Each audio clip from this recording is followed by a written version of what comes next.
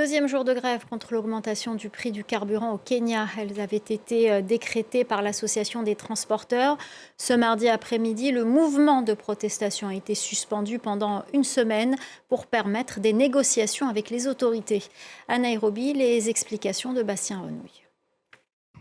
Ce deuxième jour de grève a été plutôt bien respecté ici au Kenya. Dans la capitale, Nairobi, une grande partie des écoles et des magasins étaient fermés et il y avait très peu de véhicules dans les rues. Mais voilà, ce mardi après-midi, l'association des transporteurs kenyans a décidé de lever cette grève pour une durée de 7 jours et ce, afin de permettre des négociations apaisées avec le gouvernement. Il faut dire que ce gouvernement est difficile à suivre pour les Kenyans. Hier, il affirmait qu'il n'avait aucune marge de manœuvre pour faire baisser les prix de l'essence. Il disait avoir déjà baissé la TVA et ne pas pouvoir faire plus.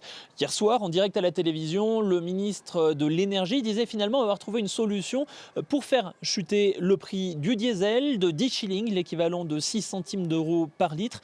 Ce n'est pas assez pour les transporteurs kenyans, ils veulent plus et donc ils ont décidé de s'asseoir autour de la table pour négocier directement avec le gouvernement.